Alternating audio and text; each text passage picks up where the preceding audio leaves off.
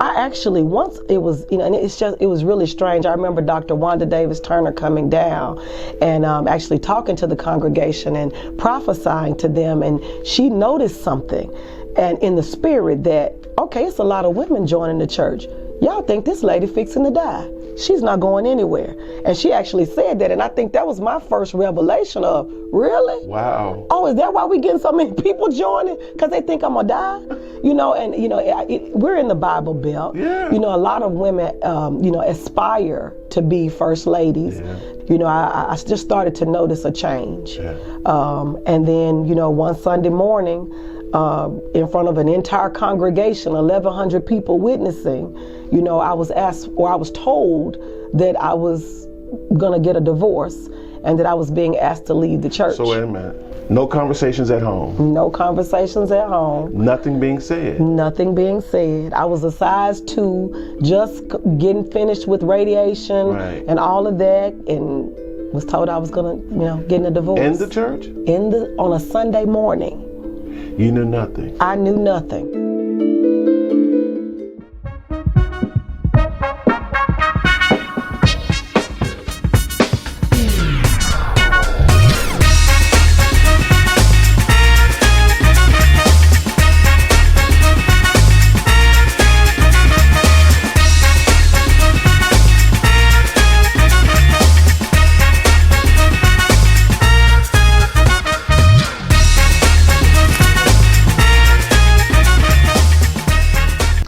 Hey everybody, and welcome to the Dewayne Benton Show. Today I have a very special guest. I actually call her friend. We've been knowing each other for some years. She's a professional, she's a doctor, she's a dentist, and she's got some more titles she'll tell you about during the hour. So please help me welcome my friend, Dr. Tonya Lyons Anderson. How are you? I'm doing wonderful. So, wow, we have a lot of history. Yes, but on the professional side, I have to act like I'm really interviewing you. But I really think it's just going to be you telling your story. Telling my story. And you got a big story. Oh, wow. Before we dive into your book, she's got a book out called Shatterproof. This is a really powerful book.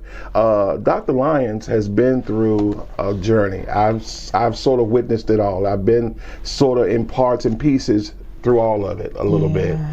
She has a very powerful story to tell, and I'm looking forward to you telling this story. Let's go back though and talk about your childhood. How was your childhood coming up? Wow, that's interesting because I actually start the book off, talking about my childhood. I am from a single parent household. My mother was an educator and a principal, and it was just my brother and I. So it started off, she actually was married, but it was what in the country they call a shotgun wedding. Okay. So you get somebody pregnant, you gotta marry them. So that's what happened. My father, got her pregnant with me, and he had to marry her. So at her wedding, she was 5 months pregnant. Okay. And he became abusive, because of that. He actually was engaged to another woman when he got her pregnant. So, of course, he spent that time being very angry and, all of that. And, she was in school, so she wanted to go on off to college. So she actually gave me to an aunt while she went on back to college. And then, even though still having to get married and all of that. But yeah, it was an interesting childhood because with my father becoming abusive toward her, when I was about 9 years old, we left in the middle of the night and moved across the bridge to Cairo, Illinois, from Charleston, Missouri, and he decided that he wanted to come over and take her out. So she was there, and he came in and had a gun to her head. Oh. Picked my brother up. I witnessed all of that. Not only did I witness all of that, my brother was about maybe 3 years old at the time, and she picked him up and held him. That was the only thing that prevented him from shooting her, was the fact that she was holding my brother. So when he laid the gun down, me at 9 years old gets the gun and runs into a field. So that's how the book actually begins, of me running into a field with a loaded gun that my father had intended to murder my mother with. So chapter 1 of Shatterproof starts off with all my life. All my life, I've had to fight. Ooh, yes. How many times we've heard that? We've heard that. Of course, in The Color Purple, you know, that was one of those things that we heard Oprah say, all my life I've had to fight. So even in The Color Purple, were there scenes in that movie that resonated with you? Well, that one in particular, where she was talking about having to fight her entire life and not wanting that to be a continued thing. Right. Even when my mother got pregnant, at 9 months of pregnancy, well, actually 8.5 months of pregnancy, she developed what they call toxemia. So at that time, you had to choose between the baby or the mother. And it was stated by one of my aunts, because I was born actually the night that my mother's oldest sister died. Okay. So that they said, well, I've lost one sister, we're not gonna lose two, so let the baby die. But that baby is sitting right here with you today. Wow. So all my life, even before birth, had to fight. To be here. I had a conversation with my mom, and she was telling me how, being, 18 years old, that it was in Mississippi, that was an embarrassing thing to, let somebody know that you were pregnant before marriage. So she said her first thought was, she said back then, they were doing the coat hanger abortions. Oh yeah. She said that was my first thought. So even at conception, after conception, that was the first fight that I could leave here. But she said she went to church, and back then they had midwives. Yeah. So the midwife said, you making feet for stocking. She was like, no ma'am, no ma'am. Well, that's vernacular for you pregnant. She saw the heartbeat, which was my heartbeat, in my mother's neck, and she told it. Yeah, so that was what she couldn't even go forward with a co-hanger abortion because she knew. Yes, because at church already working in my behalf. That's the script that says, "I knew you before you were formed in your mother's womb." Oh my God. Yes, Lord. So when the midwife told it, that was okay. Now we got to do something about this. And at that point, my father was made to marry. Yeah. Yeah. All right, so here you are. You tell me about, you grabbed the gun and you run out of the field. Yeah. What happened after that? Actually, the police came. The neighbors. We were in Cairo, Illinois. So he didn't have the gun at that time, and they said that he actually had a mental breakdown, and that he actually got into bed, took off all his clothes as if he lived there. And next thing I know, the police came. So the entire city, knew, about what had happened to us. Not that big. It's not. And they don't play it by tickets either. That's it. Everybody know Cairo for the tickets. It's a small town, southern Illinois town. I said 3,000, including the dead. Good response. So it's a small, Illinois town. So of course everybody knows everybody. Crime rate is low, because if you steal something, them my shoes you stole. Right. Wow. So that's everybody knew about, what had happened to us. It was an unspoken thing. So let's move up a little bit, y'all. I don't know the relationship between your mother and father at that point after the situation. That she was like, this is it. I shall never have anything else to do with you ever again. Right. Oh, she was done. Yeah. She was done. Actually, his family came, from Philadelphia, Mississippi, and they got him. She, dropped charges and everything, and he was able to go back to his hometown. 9 months later, he was murdered. Wow. Yes, gambling. Yeah, had a gambling habit, and alcohol and gambling, and he actually won a man's money, and the man shot him to death. Wow. Okay, so let's talk about you as a kid. Yeah. Your father's now deceased. How old are you? I was 9 years old. When he died? Yes. Okay, so I want to know, how did, number one, his behavior, his death, affect you in your life, even today? Did it? Yeah, and this is just something, especially in the body of Christ, I see it a lot, that there is a fracture when it comes to missing fathers. So, of course, getting into wrong relationships, looking for that figure to replace a figure that you never really, had an opportunity to get to know. Yeah. So, I've made some bad choices. Yeah. Well, the reason why I asked the question, because I think we all, whether male or female, we look at, people will say, well, I was just raised by my mom. I think it is really a disservice. I say that as a personal message from me, because You can have two parents in the house and it still be horrible. Exactly. And you can have one or the other parent in the house and it still be a bad experience. And that's why I say, I now get that not having God and a spiritual foundation in your life is very dangerous. I mean, to the growth of the family. Right. And that's what kind of touched me about my life, having both parents at home but an abusive father. Wow. It was very hard to watch it. So I think about that when I talk to guests like you. You know, your father wasn't there even when your years are coming up, and it turns out to be we make bad choices. We go seeking for something that we think is some sort of ideal of what we think our fathers should have been. We look for love in the wrong places. I say that for me. You know, because of what we hoped would be. And I think about that today as an adult. I look back and I say, you know, and I'm just being honest here with you. I wish my father did things differently. I wish he had been more loving. And I wish because he had 3 boys. And so what I say I missed is that he didn't teach us how to be strong men. He didn't teach us how to be good husbands, good fathers. And for that reason, I kind of also think that's why we didn't have a lot of kids. And you know, my mother did.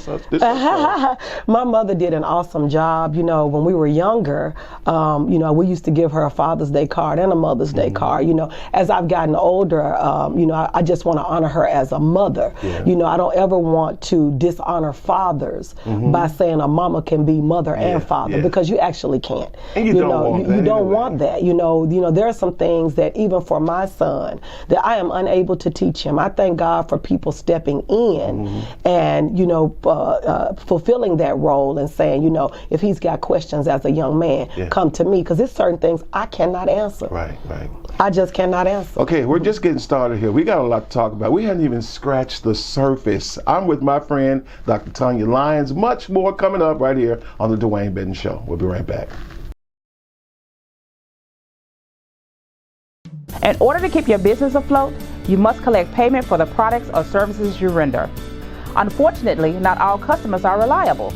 If you're a business owner, you likely have very little time on your hands to make those frequent telephone calls or to write letters in an effort to collect delinquent accounts. Hi, I'm Marilyn Mosley with Resolutions Collection Agency, and I have been a professional agent for more than 20 years right here in the Mid-South. They say the older an account is delinquent, the harder it is to collect the debt. Not with Resolutions Collection Agency, where we specialize in resolving any debt by any means.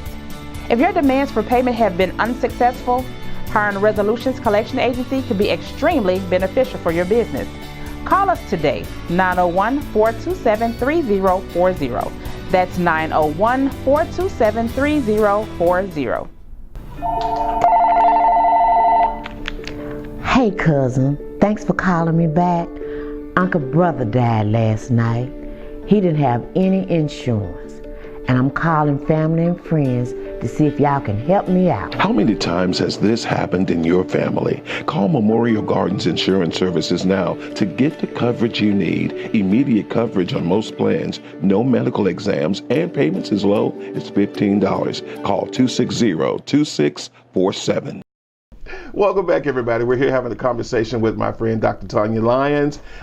She's written a beautiful book. It's called Shatterproof. It's available now online, all medias. You can check it out, Amazon, all those good places. They have this book available. And it talks a little bit about your life. And it's actually saying on the back of the book, how to rise from broken dreams. You feel like there were broken dreams? Yeah, of course. You know, when you get married, you don't get married thinking that you're going to get divorced, you know. So, of course, you plan a life based on, you know, that vow when you stand before God. Are you the kind of person that says, when I'm in, I'm all in? Oh, I love hard. I love hard. That's why, you know, there are some people that give you 100 and you subtract from it. I'm one of those people that give you 0 and you add to it. But once you get to a certain point with me, it's hard to knock you off. I don't know how to unlove somebody. So yeah, I love hard. Yeah. Okay. So we were talking about your childhood in the last segment. So here you are now. You're coming up. You're in school. How's life at this point for you?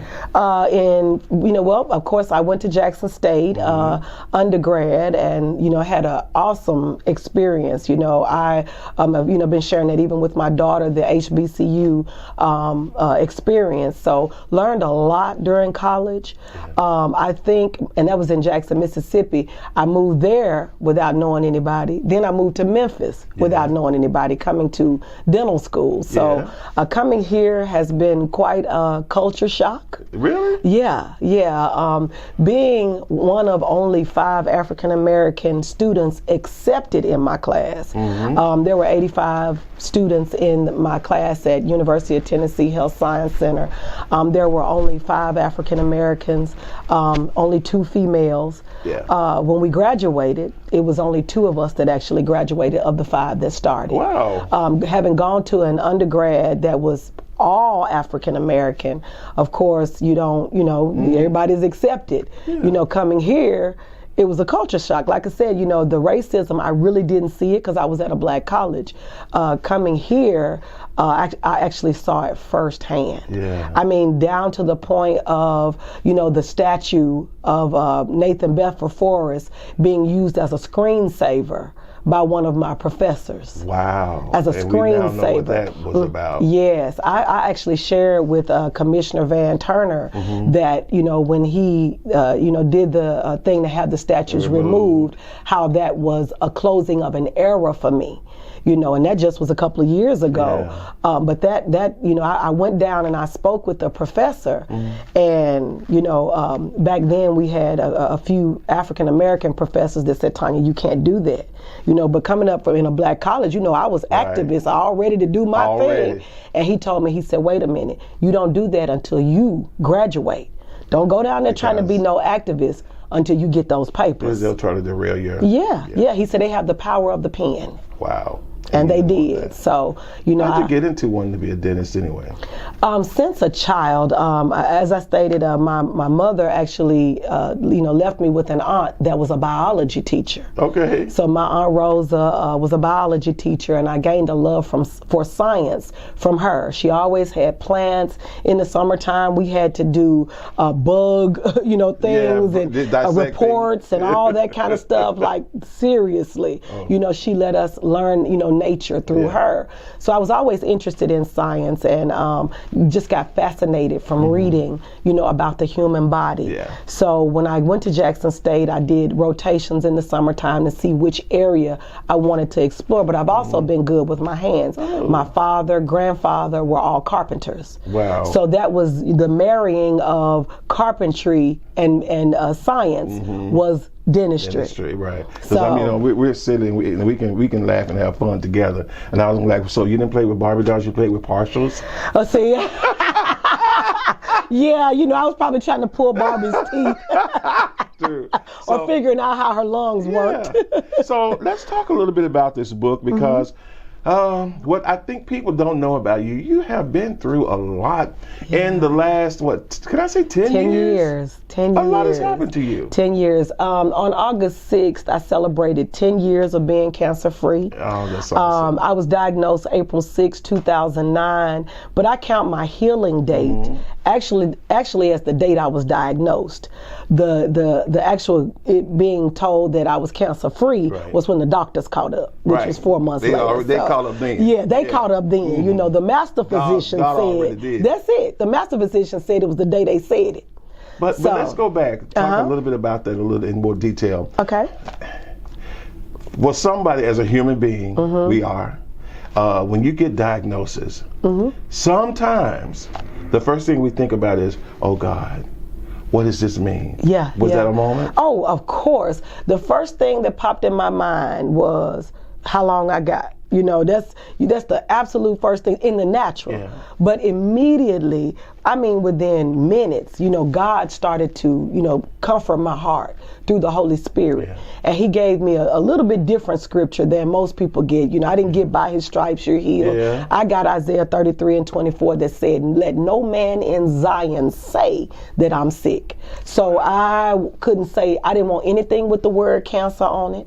I didn't want anything talking about being sick. I didn't want anyone around me, with that sad look. Oh, Lord. No, yeah, I'm so sorry. Sorry about what? Because I'm going to live. That's exactly how because you God were. say I'm healed. Yeah. And that's how I was able to do that brain body connection. What was the conversation though? Because I know we've all had it. I have this heart condition, and I actually admit that I tell my friends that I was like I started planning my funeral. Wow. But God never told me I was dying. Wow. And I was a minister. Wow. Just telling you sometimes that as a human being in this natural body, things will happen and the enemy is sure enough coming to look. We have this treasure in an earthen vessel. Yes. That's dirt. So we're going to always go to the dirt first. Right. Because that's from whence we came. Right. But we have to immediately overcome that dirt and go to the spirit, And that's the thing. It's the spirit that controls. It should control. He should control. Absolutely. Our every being. Absolutely. One of Oprah's favorite scriptures is that we live, move, and have our being through God. So that's, it's in him that we live. Right. It's in him that we move. It's in him that we have our being. So whatever we think first naturally, because I've had some thoughts, when you get angry, that dirt comes first. Yes. But then the spirit overrides that and you get into thinking how God thinks. We have to ask him for his mind. Yes. We want the mind of Christ. Yes. Not the mind of Tonya. Because Tonya can think up some stuff. And can do some stuff. And can do some stuff. Yeah. We can because, and that's when you know that you're growing in God. Yeah. That's when you know that God is the center and the focus of your life. Right. When you can see what's the reality that's set in front of you and said, okay, God, what we're going to do with this? That's it. Salvation is one thing. Sanctification is another. The more we become like Christ, the more our responses sound like him. Yeah. I've been listening to the young man that gave forgiveness to the Amber Geiger, that killed his brother. I said only someone with the mind of Christ could understand where he is. Absolutely. I've had to forgive in instances because I don't want to end my life bitter. Yeah. I don't want to walk my life daily bitter because I've seen how bitter tears at the marrow, tears at the very being of who we are. Right. So why walk around angry, mad, and upset at somebody? Yeah. When it hurts you. Yeah. It's you drinking the poison, hoping that they die. And it ain't gonna work that way. It doesn't work that way. It wears you. You gotta let it go. Yeah. And a lot of times, as believers, we think that, if we forgive, that we have to be in the proximity of that individual. Not if they don't change. Yeah. If you get burned by an iron, you can forgive the iron. But if that iron don't change into something else, it'll burn you again. So that's it, So you don't have to keep sticking the iron to you. Yeah. If it changes into a glass, then we can have fellowship. But it's like they always said when we were kids, Mom would always say, don't touch that stove. That's it. And I wanted to know what was it about What is it? Yeah. And that bad boy burned me and the skin turned white and I'm like, that's it. I never touched that stove again. And it's gonna, if every time you touch it, it's gonna do the same thing if it doesn't change. For you, when you first were diagnosed, how'd you find out about it? Actually, and it was a really strange thing, even me being a healthcare provider and knowing to do the breast exams and all of that, I had actually decided to lose weight. So in the shower one morning, had gone through doing women go through the annual checkups and all of that, and my doctor actually missed it. Wow. So I had been 3 weeks prior to actually finding the lump, and she missed it. Yeah. So I was in the shower and ran the towel across the breast and like, wait a minute, now that doesn't feel right. Yeah. So I called back, we have to be our own best advocate for our health. We know our bodies better than anyone. Right.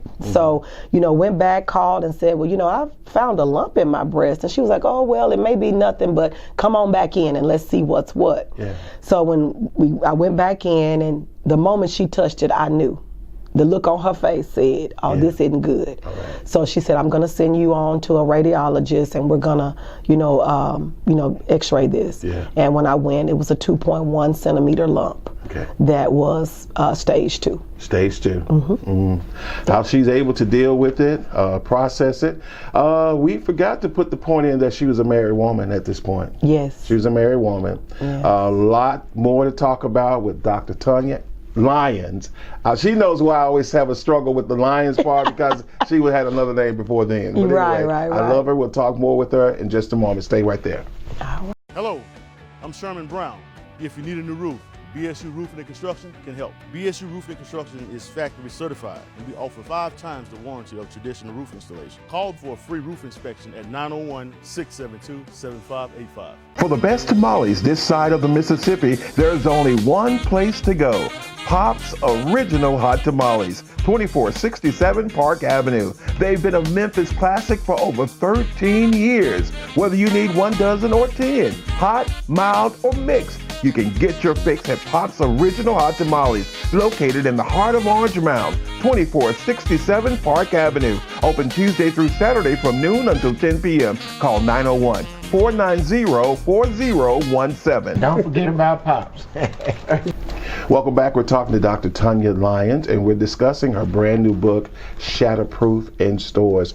The title.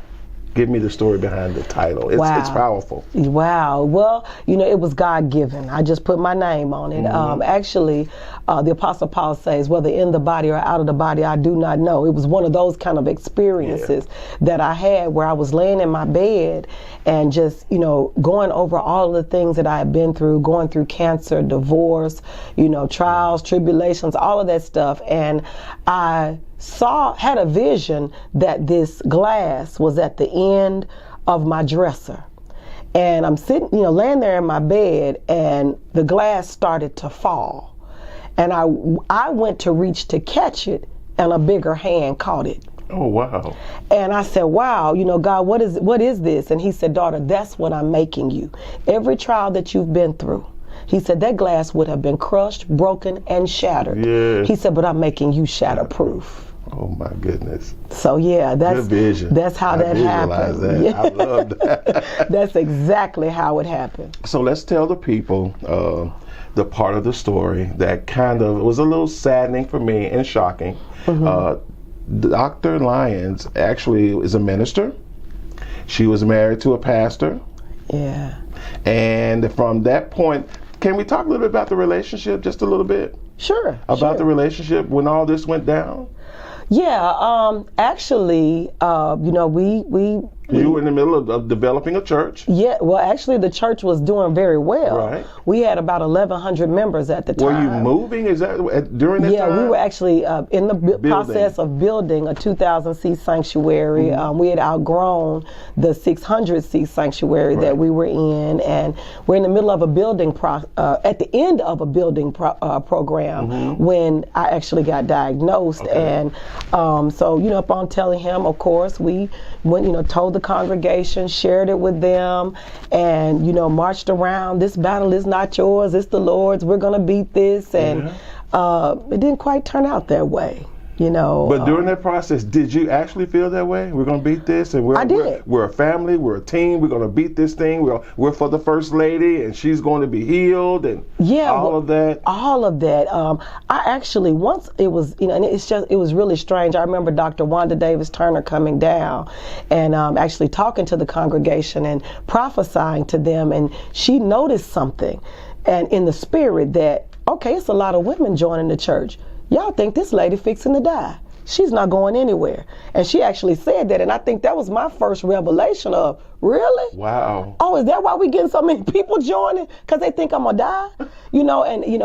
We're in the Bible Belt. Yeah. A lot of women, aspire to be first ladies. Yeah. They know not what they But let's go back, because, again, before you married, were you like minister in church? No, not a church girl at all. Share, okay. Yeah, not a church girl at all. It was a little strange, because even coming into, meeting a man that was in the ministry, he wasn't a pastor at the time, but he was a minister. He was on 990 The Light. I didn't know anything anything about that because I wasn't listening to gospel radio. Okay. You know, mine was on another station. Right. But he, as we met in the beauty shop, you know, he wanted to know who I was and all of that, and we met, and they told me he was a minister. I was like, oh no, you know, I don't do that, you know.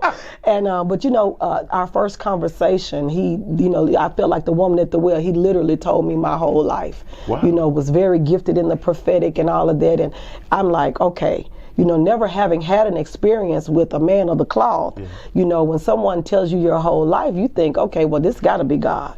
You know, and I was turning 30 at the time, so I'm like, okay, well, you know, if, you know, when he asked 8 months after meeting, I said, okay. You know, and we ended up marrying. So I wasn't familiar with, you know, anything church. Ministry, right. Ministry, any of that kind of stuff at all. How's the marriage? The marriage was great. Yeah. The marriage was great. 10 years of it actually was really good. Yeah. I had no signs of anything wrong until I got sick. Yeah. That's it. I had no signs that there was anything. You know, people always say, that had to been going on before. Yeah. If it was very well hidden. And I have to say, again, because I give the disclaimer that Tonya and I have been friends a long time, and that's how we met, is through her marriage. And I thought they were the happiest people I'd ever seen in a marriage. I did say that. Yeah. And then you got sick. I got sick. What happened? And I tell people, you know, if I had a sin, I guess that was it. Was that you know, I got sick, and it was a little bit tough for him. Well, quite a bit tough for him. Yeah. Managing, you know, building a new church, and you know, now this sick wife that's fixing to, you know, mess up all the dreams, I guess. And you know, I just started to notice a change. Yeah. And then, you know, one Sunday morning, in front of an entire congregation, 1,100 people witnessing, you know, I was asked, or I was told that I was gonna get a divorce, and that I was being asked to leave the church. So wait a minute. Okay, go back. That's a big one there. Okay, so no conversations at home. No conversations at home. Nothing being said. Nothing being said. I was a size 2, just getting finished with radiation and all of that, and was told I was gonna, you know, get a divorce. In the church? On a Sunday morning. You knew nothing. I knew nothing. I remember he told me, you know, bring my gray suit. You know, because he had spent the weekend, I thought, in the church. I'm like, okay, well, he fasting and praying, and, you know, he's at church, and we're fixing to have this great event. And, you know, he asked me to bring his gray suit, but he didn't come downstairs. You know, it's a 2-level office at the church. Yeah. And I gave the armor bearer the suit, and I was like, okay, well, that was a little strange, but, you know, nothing still, you know, thinking anything. So I'm sitting. But I have to interrupt here. This sounds weird. Because you're husband and wife. You live in the same address. Yes. And he's number one. God knows I'm not trying to pick Bill. God knows I didn't say that. But that just sounds strange. Sounds strange. Did it at that time sound strange to you? Well, to bring the suit, well, him being in the church didn't sound strange. Okay. You know, because he would stay some nights and study and all of that. Okay. But, you know, to just get up on a Sunday morning, of course, and I'm assuming that the family knew because, you know, his sister knew, and, you know, that, you know, sat in the pulpit with us. I need to know your response, your look. I don't know what it could look like, because there was nothing said to you before it came across the pulpit. Nothing. My brother, who was serving as executive pastor, none of us knew. Nobody knew. However, when he got up, you know, I'm sitting there in shock. I had my 1-year-old in my lap. And no, that was Judah. Okay. That was actually Judah. And my brother grabbed Judah and held him, you know, so that I could go ask, like, what's going on? A lot of people, you know, afterwards have said they thought we were doing a play. They thought that this was some kind of, and I was even thinking, well, maybe this is something he's getting ready to do in ministry. But then I'm looking at his face saying, no, that's real. You know, so I go over to him and I say, during service, because he stood up, he announced it. I'm wondering, what's the congregation saying? The congregation is in an uproar. You know, there are people grabbing their purses, leaving. You know, there are people crying. And I'm saying, what are you doing? And he was like, I'm out of here.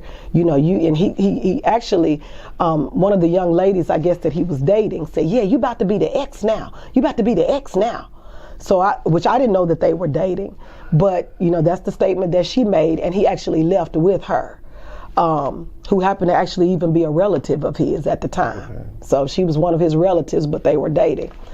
And so, yeah, it gets kind of rough.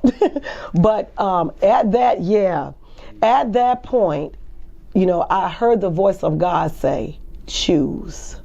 Did he heal you of cancer? Did he wake you up this morning? Yeah. And at that moment, I had to choose between my marriage and living for God.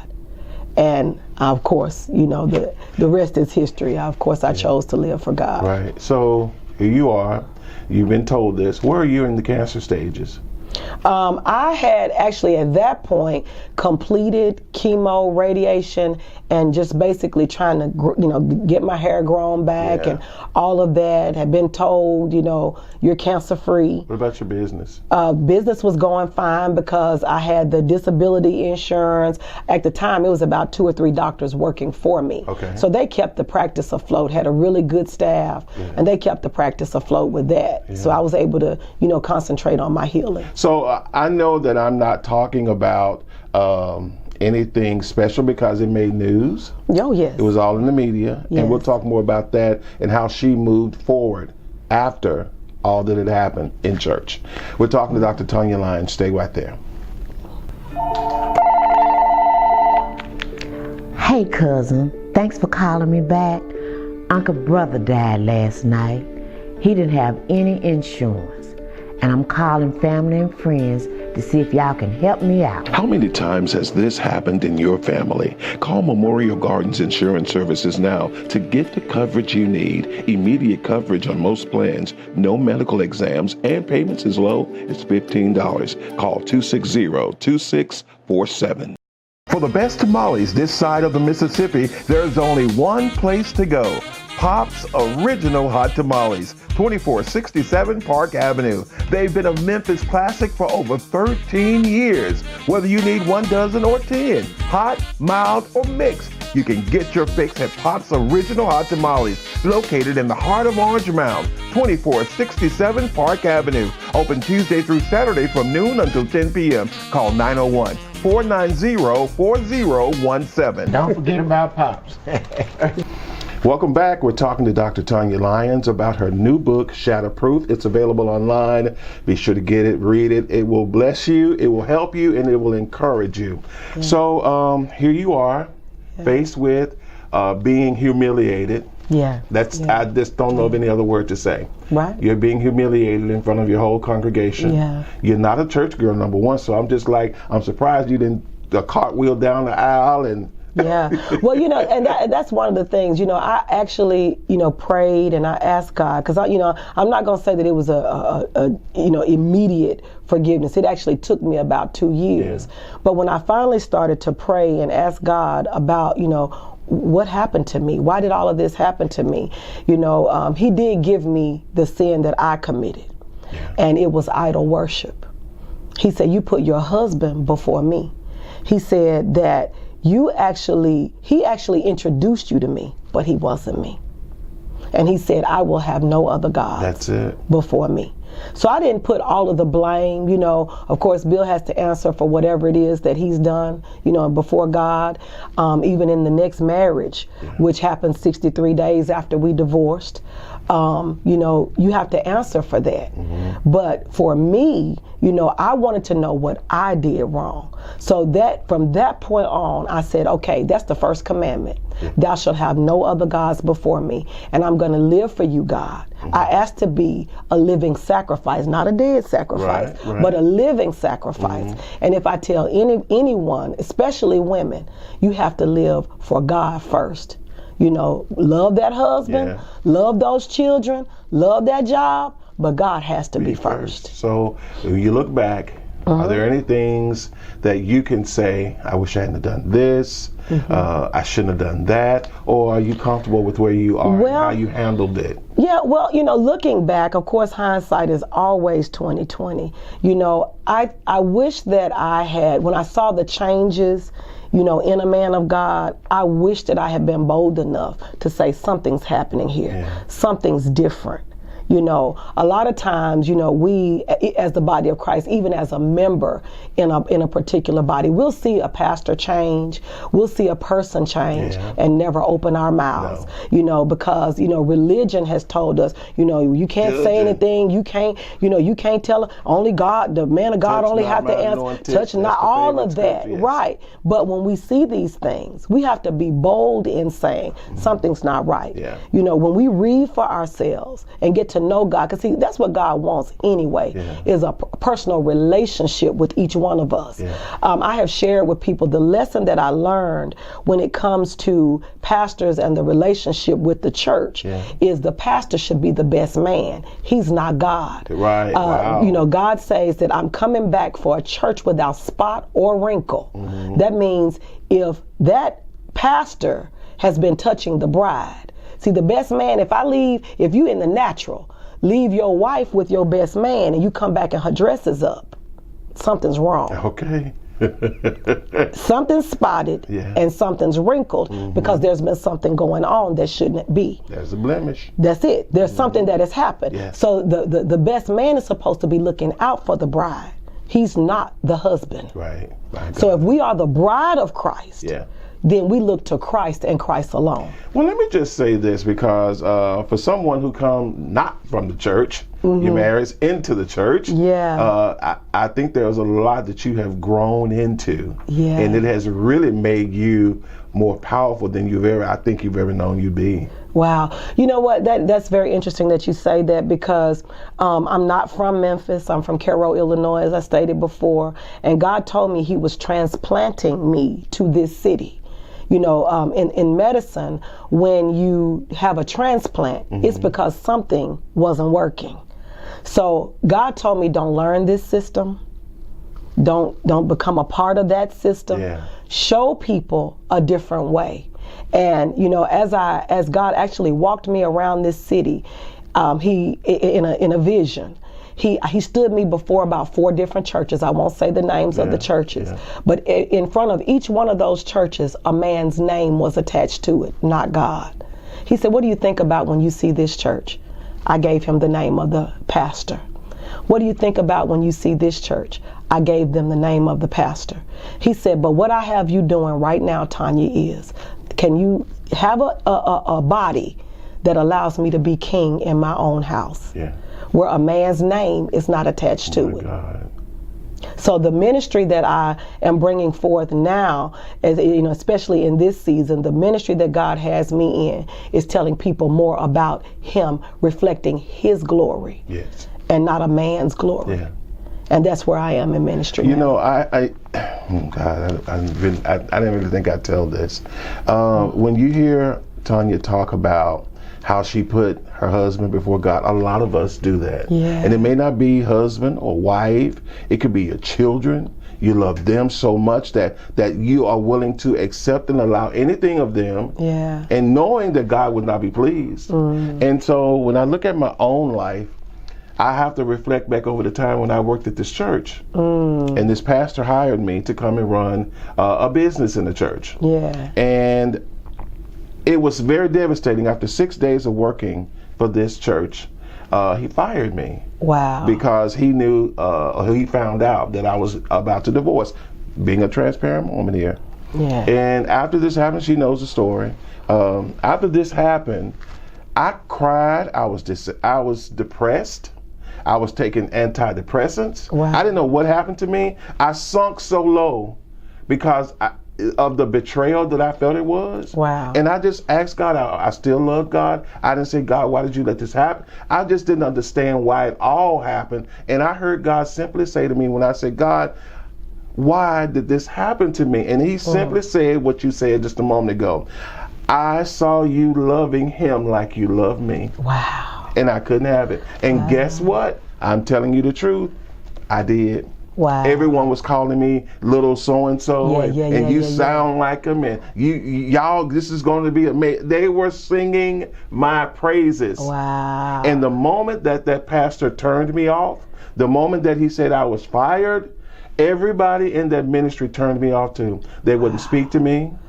I was asked to leave, and I come back, and and that was very devastating for me. And that moment that we all, maybe your situation is not mine or Tonya's, but I'm telling you, in your life, you have to know that God must be first. It's the commandment. That's it. He has to. Then he said to love your neighbor as yourself. As yourself. That's the biggest thing that I take away from our conversation today is that, you know, even though I know you didn't start out in the church, right? When you came in the door, oh my God, God has such a plan for your life. Wow, He and did. Who you are today. Wow. So strong. Wow, thank you. So willing to just say, I'm going to make something out of this. And it's not just a book. You share your story. You go out and you minister to people. Yeah. And I just don't know. And I want to say to you, thank you for fighting for your life. Thank you for holding on to your kids. How has it been for them? You know, it's been quite a journey. Of course, my son doesn't remember very much of it at all. My daughter was a little older, so, you know, she went through days of, you know, missing daddy, of course, and not understanding why, and but it grew her up. I am so proud of her.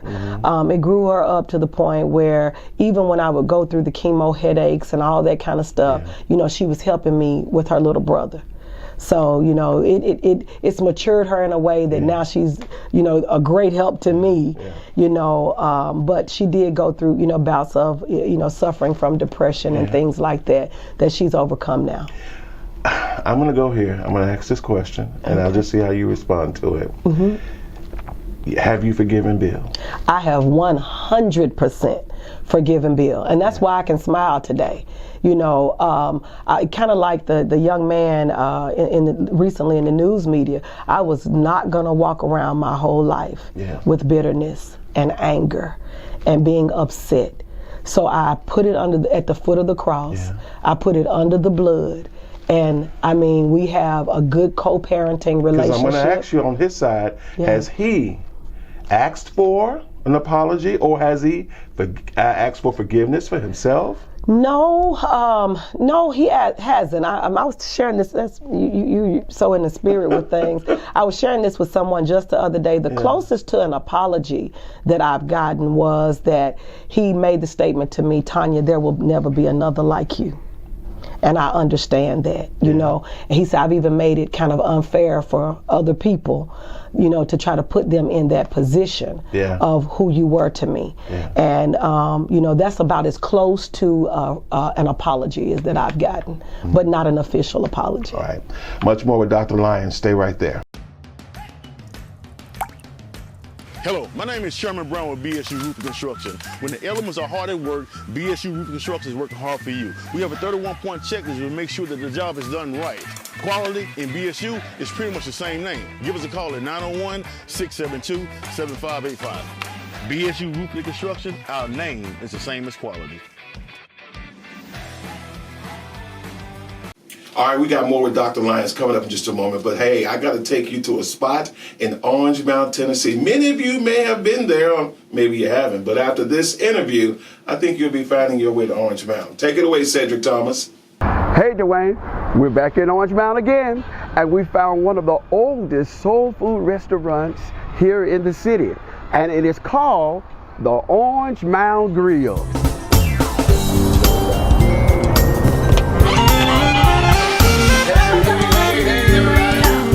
Y'all doing? All right. We're so happy to be here. How are you? Hey, how you doing, Miss Daisy? Hey. I'm fine. So good to meet you. Yes. All right, Miss Daisy, it's so good to be here. And I just want to ask a couple of questions concerning your establishment. Could you tell us the history behind this wonderful soul food restaurant? Yes, in 1959, I came to Memphis. Yes, ma'am. And I started working at the Orange Mound Grill on July the 9th, 1959. And I worked for my uncle and aunt for 14 years. Wow. And then I bought the business. And my uncle gave me his part of the business. And I bought the other part from my aunt. And since 1959, we've still been in business, and it's been great. My customers are very good. They are so nice.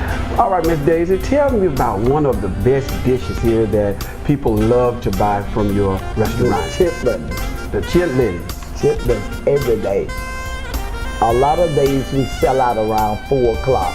So you're telling me that the people have to call in to place the order? They be calling in, and we just have walk-in. Wow. We sell 100 pounds every day. Of chitlins? Of just chitlins. Wow. And our next bestseller is dressing. And people love pig feet. We are soul food. Soul food, yes ma'am. People love the neck bones, the pig feet. Now I had an opportunity to try some of your chitlins. Yes. Your greens, your candy yams. Yes. But you have something hot water bread. Bread. Yes. My. I'm gonna dive in here soon. All right. But I got a couple of questions I want to ask. After you having the restaurant is being established and everything, who is now taking over in your place? I retired 5 years ago. So I got Hope Miller, my little granddaughter, Hope Beck Miller, my granddaughter, runs the business. And she couldn't be here today, the baby's ill. So she at the hospital. But she runs the business every day. Oh, all right.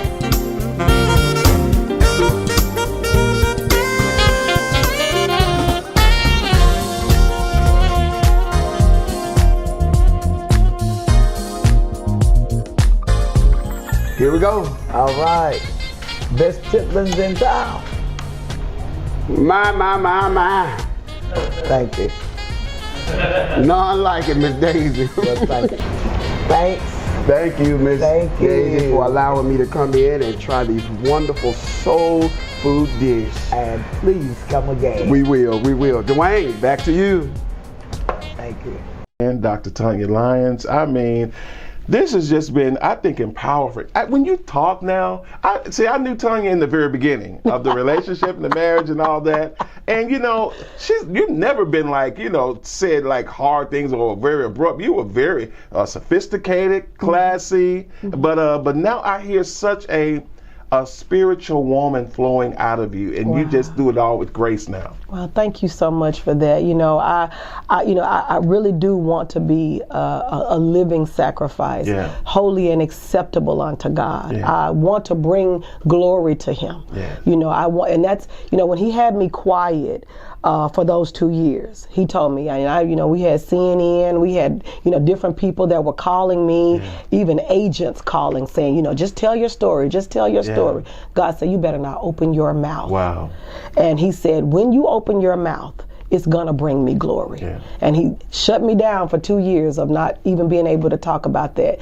But now I try, to make sure that everything that proceeds out of my mouth, brings the Father glory. For all that you've been through, what is it that you hope will happen in the natural realm for the book, for you, your life, your children? What is it that you're hoping will be Tonya Lyons' story? What do you hope? I really want people to know that they can survive after any type of tragedy. Basically I looked at what happened to me, and I started studying earthquakes. And a lot of times when an earthquake happens, you hear about this thing called aftershocks. And the aftershocks, they say, can be worse than the initial earthquake. Wow. So I didn't want the aftershocks of my life to look worse than what happened to me. So I wanted, if anything was to come up, if anything was to, be represented with my life, that what happened to her made her a better person, not a worse person. Right. You know, even with my children, and you know, they've even talked to my daughter about writing for teenagers, you know, a Shatterproof for teens, you know, because of what she went through and how she overcame depression and, you know, being bullied for weight and all of that kind of stuff. We wanted our lives, I want our lives to be, you know, a mirror of Christ. Yeah. Just reflect who he is. So you're speaking a lot lately, I see. I'm speaking a lot. You like that? Yeah, I love it actually, because, you know, just being out, you know, it's not my comfort zone. You know, I'm used to being in the background and all of that, but seeing people's lives transformed through my story. I feel like, you know, of course there's a chapter in the Bible called Job. Then there's this chapter called Tonya. The book of Tonya. Yeah, the book of Tonya, where, you know, when you look at Job, you say, well, shoot, whatever I'm going through, it doesn't compare to what he went through. And, you know, I was actually studying Job when all of this happened to me. And I feel like, you know, if people are able to read my life, if there's a book of my life, you know, then it will be that no matter what you go through, you can come out looking better than you did before. Absolutely. So here you are, you're going on and you're doing your life, and your dental practice is going well. You're also a part of the ministry Solid Rock. No, actually, and the ministry now is, you know, Limit Breaker with Pastor Donald Walker Jr. I have still managed the property. I, you know, own the property. So I do a lot of community efforts through Rock Development Corporation. We just did a back to school fully equipped where God gave me this vision that we were going to actually feed the 5,000. So we gave 3,500 backpacks. Walmart partnered with me. State Farm partnered with me, County Commissioners Van Turner, Eddie Jones, you know, all became a part of the vision. So my development corporation is now doing community efforts. That's awesome. And I partner with Pastor Walker with Limit Breakers. Limit Breakers. See, now I just gave y'all breaking news. I didn't know that. That's amazing. That is so amazing. So Solid Rock, as we knew it, you know, it was the foundation of everything that started. But I shared with Pastor Walker just on last week, foundations aren't seen. If I look at the foundation of this building, you don't see it. You don't see it. But you know that it was there. It's there. That's it. That's amazing. Well, I'm going to let you have the last few words. This is your camera. And for any woman out there or man going through and not sure why they're going through, such as you have, such as I have, you battle cancer. You battle a messy divorce. You battle raising your kids and having to suck all of that up and smiling and go and do your job every day. What do you say to a woman who says, but my story ain't like yours? It ain't. I think it's a common denominator. Survival is survival, you know, and there is purpose to your pain. God doesn't just put us through things just for us. You know, the Apostle Paul said, I thank you for counting me worthy to suffer, because he would bring God glory in everything that he did. He said, I learned to be content in whatever state that I'm in. So if we learn to be content and know that all things work together for the good of us that love the Lord and who are called according to his purpose, we know that nothing and nobody can stop us from being everything that God would call us to be. So, you know, if you're out there and you've been through trials, trouble, and tribulation, know that one day it'll be triumph. I love that. My God. I'm telling you, this is not the same woman I met, I don't know how many years ago. It's almost 20 years ago. I was like, wow, I know it's been a long time. In the 90s. This has been a pleasure. Thank you for doing God this. Bless you. Bless you. Bless you in everything that you do. I know God's already on you, and he's anointing you to do exactly what you're doing right now. She's everywhere. Y'all, you're going to run into this lady somewhere because she's at churches ministering and sharing. And I want to ask before we go, what are the responses you get? What are people saying to you? It's been overwhelming and so warm and loving, you know. I mean, even to the point of I have people stop by my office just to hold my hands and say, can you give me some strength in my situation? Wow. You know, and God has, you know, made it to where, you know, of course, owning my own business, that I can stop and do just that. So if it was one word that I would say that God has given me to impart into the body of Christ, is courage. Courage. I think strength too. But in the meantime, thank you, Tonya. It's been a pleasure, a pleasure, a pleasure. Get the book. It's available Shatterproof in stores, online. Get it and get inspired. This will help you take that journey a little bit further. Until we meet again, I'll see you next time. God bless you, and thanks for watching the Dewayne Benton Show.